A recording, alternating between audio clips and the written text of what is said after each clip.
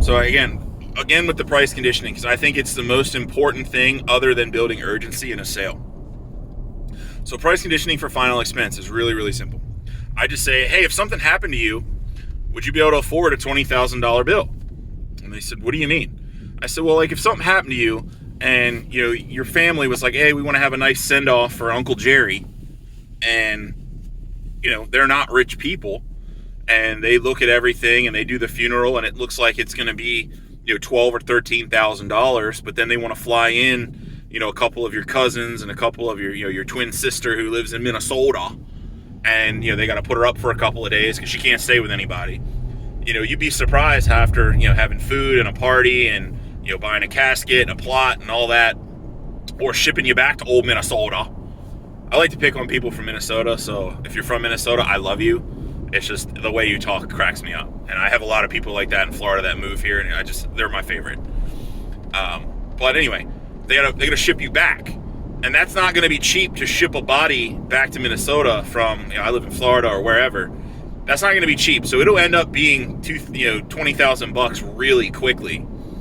And then on top of that, what I always say, even if there is any extra, you're leaving that for your family in case there's extra costs. You'd be amazed how much terrible things, they normally happen in threes.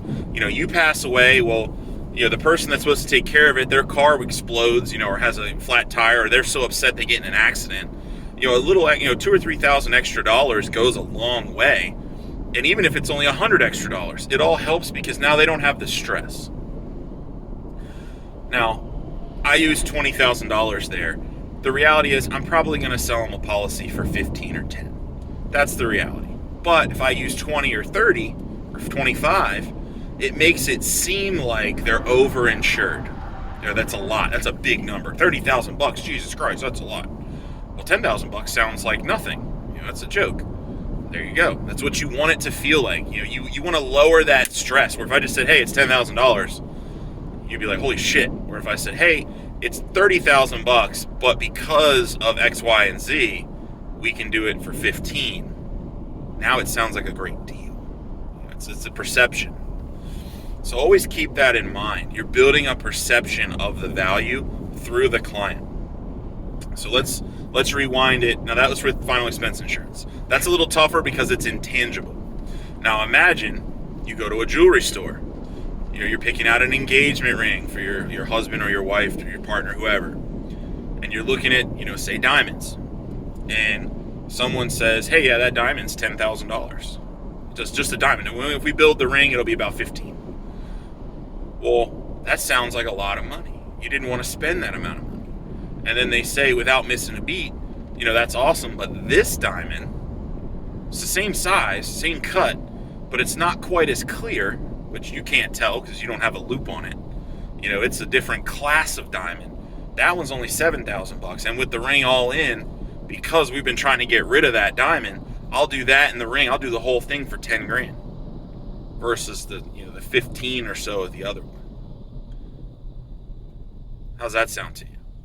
Well, you're going to think in your mind, holy shit, that's a $5,000 savings. It's a totally different thing because the diamond's totally different. But it's not, because it's the same type, it's a diamond, it's the same shape, same cut. It's just not as clear or just not as high a quality. But you as the lay person, you can't tell that. It's very, very hard to tell. And especially if they're close or they're not, one's not really screwed up, it's hard to tell. But it sounds like, holy crap, that's a good deal. And normally a really good jewelry salesperson will show you, Rolexes and other things. Like, look at this big diamond. They'll give you 3 or 4. They'll be like, hey, so this diamond's 50 grand. And to put the ring on it, it'll be 53. Or we'll include the ring. At 50, you pay this diamond for 50 grand. We'll build the ring for you for free. That ring ain't free. That's just included in the cost because it's so high. But my point is, when I went to buy the engagement ring for my wife, that's pretty much what they did to me. And I was like, wow, that's freaking a lot. And then the next thing you know, I'm looking at $10,000 rings, and I'm thinking they're cheap. Like, wow, that's a deal. They're just giving that one away. It's almost the same size diamond. Shit. Maybe I need to buy the $20,000 ring. This seems like a lot.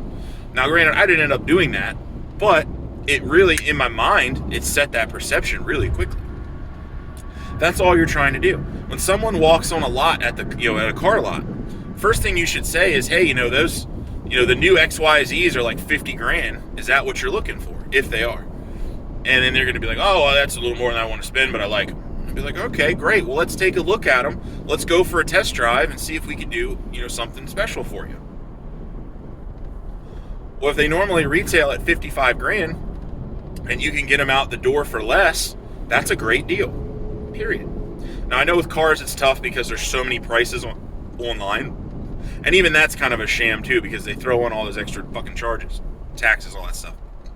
My point is, you're trying to condition them to spend more than they think, because their preset notions may be wrong. Just like, with roofing. That's one of my favorites. I had somebody tell me, it was amazing. This was 10 years ago. I literally had someone with a terracotta roof that was like 35, 40 squares. It was huge. And they were like, yeah, what's that going to cost? Like $5,000, $6,000? They thought it was $1,000 like per room. And I was like, you have 4 rooms.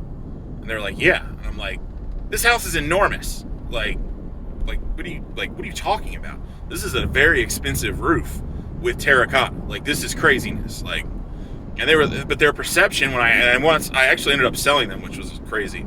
But they literally looked at me with a straight face and were like, yeah, I thought it was gonna be like $4,000 or $5,000 for this roof.